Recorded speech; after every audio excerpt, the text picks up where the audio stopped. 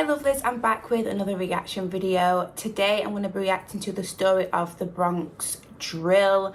I have reacted to a similar video like this before. I think I will link it up here and at the end of the video, but I've had a few people ask me to react to this. There's also a part 2 which I'll react to if you want me to, so let me know in the comments.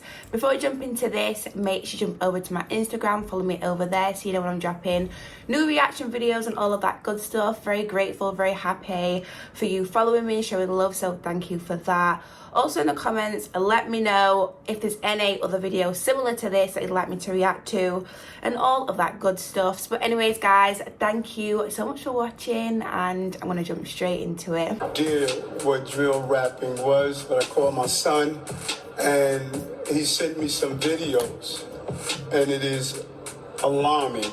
The shenanigans of Chirac, Jacksonville, okay, all these other places, Philadelphia, all that. Listen, man, that's not New York City. New York City's a whole different beast. Over the course of 3.5 years, they carried out at least 32 violent crimes. It was beefs and slights and disrespects that all drove some of these incidents. That was done, investigators say, through drill rap videos. And you'll never, ever get long-standing crime or people who are repping gangs who are going to be dominating the scene in New York and also dominating the music scene as well. Okay, that's just the reality of things. They call people out directly. Yes, they make fun of do. Incidents, individuals that have perished prior to gunfire, opposing gang members. But they have to realize New York is not the place. New York will not be the home of where y'all think y'all could just act recklessly in the street and then make songs about it, taunting your enemies. Never will happen. And this is gonna be the consequence every single time. Over the past 2 years, the BRONX drill movement has caught the attention of the whole world. Kids who were 9 and 10 when Chief Keef first blew have grown up and finally gotten their turn to put a spotlight on the craziness that's been going on in their borough for decades.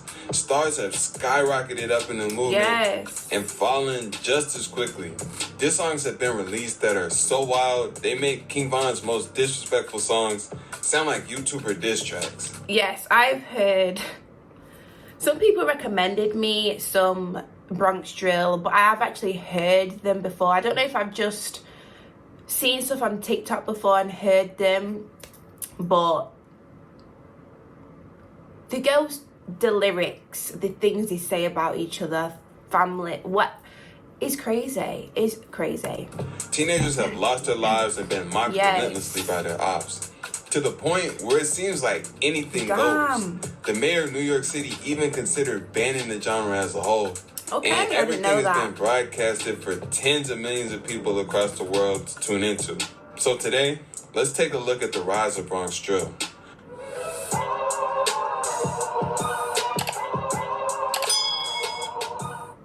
South Bronx is the home of BRONX drill, and this has been a rough place since the 70s when the borough had an outbreak of fires and 97% of its buildings ended up burning. During this time, the tough, impoverished conditions the youth of the Bronx found themselves in ended up being expressed in the creation of hip-hop.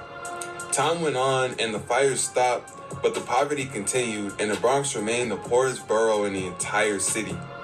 Gangs were always present, and in the 70s and 80s, Italian mobs controlled large parts of the South Bronx, but in the 90s, the black and brown gangs began to take over. As time went on, these gangs caught indictments and lost their structure, so by the early 2000s, these organizations had devolved into teenagers chasing each other around with straps. Fast forward 20 years, and the Bronx found itself in the same situation. The only difference was a huge opportunity was about to present itself to allow some of these kids to monetize this pain and misery. 2020 was the year Pop Smoke lost his life, causing the Brooklyn drill movement to fade out. It looked like New York's run was over, but another drill movement was actually in its infant stages. In the Bronx, some of the movement's early pioneers were just getting started.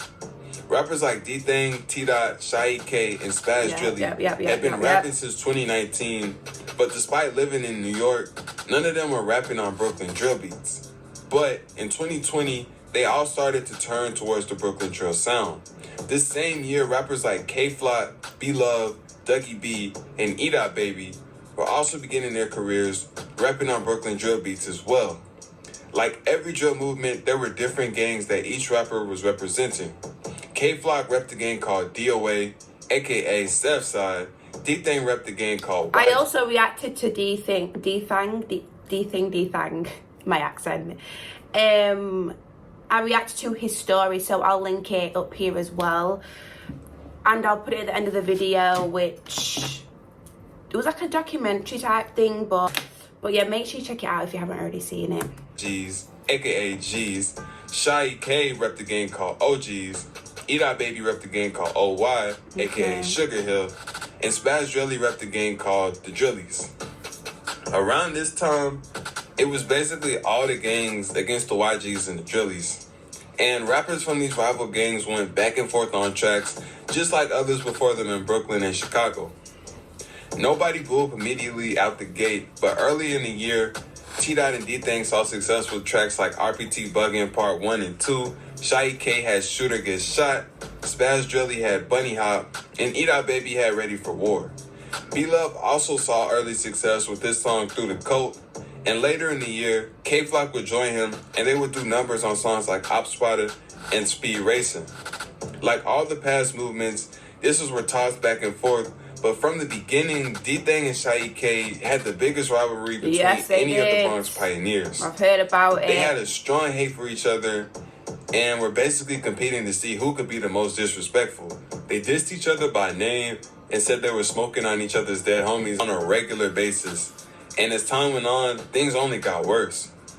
All drill music is aggressive, but rappers like K-Flock and Shy K were bringing a level of aggression rarely seen before. And this aggression would become more and more popular and a distinguishing part of Bronx drill as it progressed, with some even taking it so far that they started doing impressions of Batman. Another trend that was spread across Bronx drill was switching up the vibe of the beats. D-Thang and T-Dot were rapping on beats with the same style of drums as those from Brooklyn, but more happy-sounding melodies, different from the dark, ominous sound of Brooklyn drill. Yes, I've seen drill music where people have like remixed an old school song, like a lovely, positive, old school song, and they are talking absolute disrespect on the beat, you know? I've seen it, heard it all before. More happy-sounding melodies, different from the dark, ominous sound of Brooklyn drill. And this would also form into a staple of Bronx drill. Toward the end of 2020, the Bronx drill scene was picking up steam and appeared to be on the edge of blowing up. 2021 was the year it reached the mainstream. In March, K-Flock, B-Love, and Dougie B dropped Brotherly Love and hit 1 million views in a month. It was clear that they had the potential to really take off. Everybody was going up, but K-Flock was separating himself from the pack. He was mainly doing songs with his friends, but he was clearly the star, and fans wanted to see him do more solo records. Around this time, the Bronx drill scene was also getting crazier and crazier. Basically, all of the gangs were turning EBK. In 2020, K-Flock, Dougie B, and Shy K were on good terms, doing songs together and shouting each other out. But something happened, and by the middle of 2021, DOA had fell out with the OI and OG's gangs, and members were adding K's to each other's sets, as well as dissing each other's dead members. B-Love was OG's, but had lived in DOA territory, and was good friends with K and Dougie, but still cool with Shy K, and he managed to stay neutral, but Shy would end up going at it with Dougie and K. Despite falling out with DOA, Shy K continued to put out bangers throughout 2021 and dissed the YGs repeatedly on songs like D&D and One in the Head. D&D ended up blowing up on TikTok and giving Shy K a big boost. Yes. Shy K was one of the more disrespectful drill rappers, but even his level of dissing was nothing compared to where other rappers were starting to take it. Over on the Drilly side, Spaz Drilly, who was the former face of the Drillies, had gotten locked up in 2020. Lee Drilly decided that it was up to him to take Spaz Drilly's place and pick up where he left off. So in February of 2021, he dropped a song called Final Destination with over 40 disses and shots at basically all the rappers from the hoods he was beefing with, as well as their dead members. And this would set the trend of the Drillies and the YGs being the two most disrespectful hoods. Obviously, with all these shots being thrown at them, the other gangs had to respond with similar levels of disrespect. One of the most disrespectful rappers to emerge from DOA was a rapper called Nas EBK. He came out dissing rivals and smoking their dead basically every song and saw a lot of success on records like Bunny in a Box and OYK. Alongside him, another big DOA rapper named Set the Trend was also doing his thing. In June, another rapper heavy on the dissing also started his career. Use Cheese dropped his first song, Warzone, dissing 6 dead ops and all the poppin' rappers he had beef with, and the track took off. Use Cheese was a rising star for the YGs, but D-Thang was still leading the movement, dropping consistent bangers as well as consistently dissing his ops. Throughout early 2021, D-Thang was starting to take off and growing at around the same pace as his cousin K-Flock. The main rapper he was dissing was Shy K, but on one particular song, he decided to throw a shot at B-Love, and B-Love ended up responding with the hit. In July, B-Love dropped a song called If You Know, You Know, where he dissed D-Thang back, and the song took off and went on to get millions of views. This was also the first Bronx drill song to use a sample. The use of samples in New York drill wasn't new, and YouTube producers have been making these types of beats for a while. Okay. But B-Love brought the sound to the Bronx and popularized it. Going into and let me say this as well. In their videos, they'd be dancing. Okay, I wish I could, do a little two-step, jump up and down, do a little because they'd be moving. Let me say that, okay? What I've seen on TikTok, the videos I've seen, they'd be out here with the energy. Let me say that, okay? Let me just say that. The music was heating up, but the violence was as well. And DOA would end up losing 2 members named J-Rip and Nazi, and the YGs also lost 2 members named Ty Switch and Rajiz. All of these names would be brought up in diss, especially Ra, and one of the main rappers dissing him would be K-Flock. Going into August, Mr. K-Flock, I reacted to his a documentary about how he started and where he's at now. I think it was quite a long one, I'm not sure, but I'll link it in here as well so you can check it out. But I learned so much from that whole documentary about K-Flock. K-Flock was the hottest rapper in the Bronx, and he only had 1 solo song. He had gotten signed in July and was ready to start his solo act. In August, he dropped Is You Ready? And the song went crazy. He dissed his cousin D-Thang, saying he would do him like Ice did Sonny, a paid in full reference that was K saying he could get him off. He also dissed Nesty Flocks, Rajiz, and Eat Out Baby. The track was fire and it took off, going viral, gaining millions of views. He followed this track up with another one called Being Honest, which was a heartfelt song about what K had been going through in the streets, losing close friends. And the song was also very popular with fans. This same month, CJ Goon, Shy K, and 30 teamed up on a track called How You Every Old Shot, taking shots at D-Thang as well as DOA. The YG's response came in September when D-Thang, Bando, and T-Dot dropped a song called Talk Facts, one of the most disrespectful tracks in music history. Okay. D-Thang responded to what CJ had said on How You Every Old Shot, and him, Bando, and T-Dot basically dissed every hood in the Bronx. DOA, OGs, SB, OY, Highbridge, everybody. The song had a total of 44 disses, and at least 20 of them were dead ops. There are cases when a song only blows up because of how disrespectful it is, but the song was genuinely fire and followed the new trend of sampling popular records containing a melody from the song Somebody That I Used to Know. The level of disrespect combined with the fact that the song was genuinely good and had a catchy melody caused the record to go crazy viral, getting millions and millions of views. That's what I was talking and about putting earlier. even more eyes on the Bronx drill movement.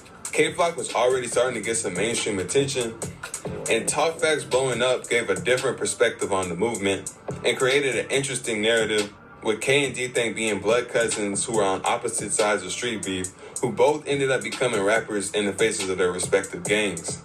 YouTube channels like Hip Hop Daily started making videos about the beef going on in the Bronx, adding to the already growing spotlight. But unfortunately, D-Thang wouldn't be able to capitalize much off of the new attention because in November, he was arrested for criminal possession of a firearm and would have to sit in jail. Meanwhile, K-Flock was continuing his rise. In October, he was featured on a Lil TJ record alongside 5-Year Foreign, giving him even more mainstream attention. Then in November, he dropped his debut project, the DOA tape. Everything was going up for him Then on November 24th, New York City police put up a wanted poster with K-Floc's picture saying he was wanted for murder. And in January, he turned himself in. It was revealed that the whole thing was captured on camera. And the tapes revealed that K-Flock had been walking through his ops hood when he passed a barber shop. An OY member named Oscar left the shop, followed him, and confronted him. K backed out and upped it on him, taking his life. The whole situation was a crazy turn of events. In the prior months, he had been blowing up at a crazy rate, with many projecting his career to take off at the same trajectory as Pop Smoke. But he had blown it and was now looking at 20 plus years behind bars.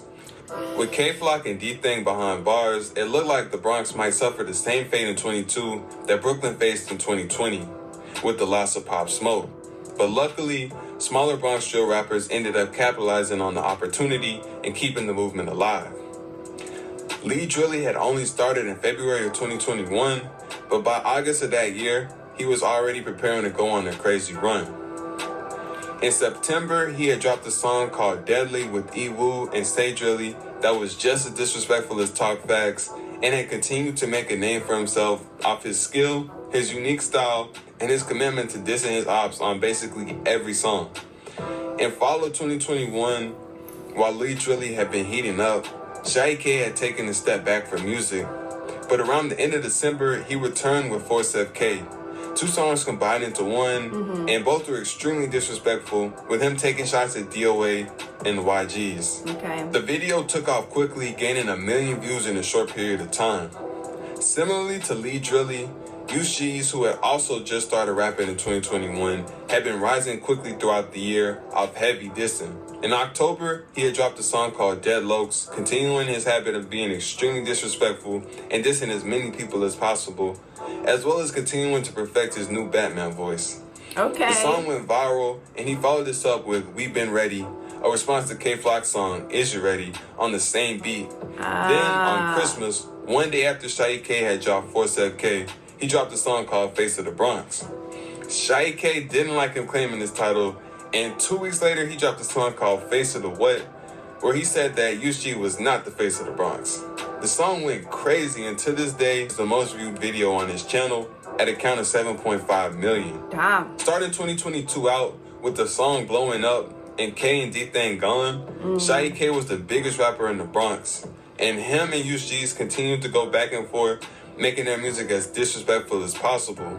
But Shy K was outshining everybody and hitting 1 million plus views regularly while he was still independent. With the explosion of K-Flock and rappers like D-Thang and Shy K all getting millions of views, the Bronx drill scene had more attention than ever, and one of the people watching was the mayor of New York's son. Eric Adams, who was the mayor of New York, had never heard of drill until his son sent him some videos. Looking at the songs from a neutral point of view, the music was clearly bad for the city. You had gang members pouring gas on already hot fire with threats of violence, as well as taunts of what they had already done. And Eric Adams, because they be telling you what they've done in these songs. Don't know if they be tweeting at each other, because normally that is like a thing, or Instagram lives, and it's crazy. Drill is crazy. Drill's a whole nother level, you know. I listen to UK drill, I've heard Bronx drill, I've heard drill, I've heard all sorts of drill, you know, and I don't know which is the most disrespectful. Let me know actually in the comments. Let me know if you've listened to all different types of drill, which drill do you think is the most disrespectful drill? Let me know in the comments and I'll read it. But yeah, drill is just really out here. But there is some people that will rap on a drill beat that are not disrespectful, which is like, I call it mainstream drill. That's the drill that gets played on the radio. That's the drill that isn't as raw and as disrespectful.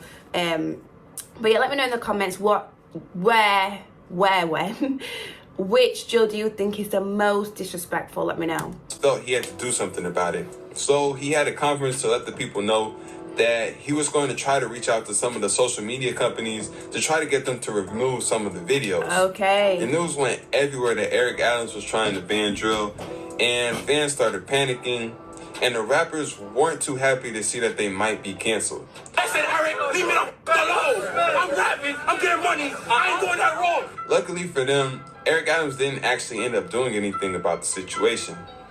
And he would end up being the least of DOA's worries. Because without K-Flock, his homies were lost. Dougie B and Nazi BK were barely putting out music, and to make matters worse, they even ended up falling out and beefing. Damn. But they would later be seen on the stage together, leading many to believe they squashed it. B-Love was doing his thing, working with people like G Herbo and A Boogie, and he wasn't as lit as when K was free, but he was making styles of music outside of drill, and it looked like he was on pace to make a career that would last. So things were looking bad for DOA and good for the OGs, but for the YGs and the Drillies, things ended up going horribly. In April, Lee Drilly and 19 other Drilly members would catch a huge indictment, tying them to all sorts of crimes going as far back as 2018. Then in May, D-Thang and 22 other YG's members from the RPT projects were named in a huge conspiracy indictment, and it became clear that D-Thang, who had already been sitting in Rikers on his gun case, would not be going anywhere anytime soon. USG's wasn't included in this indictment and continued to put on for the gang, but over the course of the year, he would end up beefing with the Drillies repeatedly, first over a song he did with one of their ops, and then over a messy breakup with the girl who was the sister of a Drilly member. And things would end up getting to the point where USG's declared that he was Drilly K. Over in Harlem on the OY side, E-Dot Baby was staying consistent, and Sugar Hill King was starting to take off, doing numbers on songs like Flock at the Flockas and Can't Wait. And alongside him, OY Quan was also starting to do his thing. As a whole, the Bronx drill movement had motion, but all of the rappers behind bars and internal beefs had killed a lot of its momentum. But a new star would still end up emerging, and he would catch the world's attention in a tragic way. In July of 2022, an OY member called Nadi Osama was stabbed in an altercation on the subway and ended up losing his life He looks at the young. young age of 14. Yeah, I was literally about to say he looks so young. Like, Was stabbed in an altercation on the subway and ended up losing his life at the young age of 14. Nadi and his brother Didi Osama had just recently started rapping earlier that year, and a large amount of publicity around his death brought a lot of new listeners to Didi. He capitalized on his new attention and began dropping consistently. As a result, his music took off at an extreme pace. He started gaining millions and millions of views, and his biggest song, 40s and 9s, went crazy, hitting 7 million views in a couple of months. In August, he passed every other rapper in the Bronx and Harlem in terms of searches and became the face of the movement at the young age of 15. His explosion onto the scene even caught the attention of major labels, and in September, Didi ended up signing with Alamo. Alongside Didi, his friend and fellow OY member Sugar Hill D-Dot, who's a year younger than him, was also starting to see his career take off alongside Didi, doing hundreds of thousands of views on basically all of his songs. But everybody wasn't a fan of Didi and the OYs. They had problems with several groups, and one of these groups was called 41. In October, this group made an extremely disrespectful song along with a dance to Mock Nadi, and it ended up going viral, shocking the entire internet. The dance part was new, but the unfortunate trend of dissing the dead, no matter their age, had already been set, so the situation didn't surprise anybody familiar with the scene. And the situation even ended up benefiting Didi Osama, bringing him more attention and adding to his growing fame. This brings us to the present day. K-Flock, D-Thang, and Lee Drilly are still behind bars. B-Love and Shaheed K are still big and doing solid numbers, and Didi Osama has jumped all the way to the front of the movement. It looks like the Bronx's best days are behind it, but things might not be over yet. We'll just have to wait and see. But one thing is certain, the entire story of the Bronx and Harlem drill has been crazy to watch. From early 2020 to 2022, a lot has happened. The movement formed in a very small period of time and caught the world's attention quickly. We saw K-Flock go on a legendary run and crash out and set himself up to lose everything. There's been a lot of good music, but also a lot of death and a lot of cases. Whether the movement has been a net positive or negative is still up for debate, but it's certainly been unforgettable. Yes, damn. I said I have reacted to a video similar, but that one was way more, I found out about a lot more people. There's a part 2 called Bronx Drill, the final chapter, the story of Bronx Drill part 2, so let me know if you'd like me to react to that. But yeah, like I was saying, let me know in the comments, what drill do you think is the most disrespectful, most raw? Let me know in the comments. The sad thing is that there's always some death or someone getting hurt, or you know, just something like that. And I think this video was a really good breakdown, because like I said, I have reacted to one similar, and this one was way shorter, and I just feel like I learned a lot more. Let me know what you thought about this video in the comments, but I will see you very, very soon in the next video. Bye.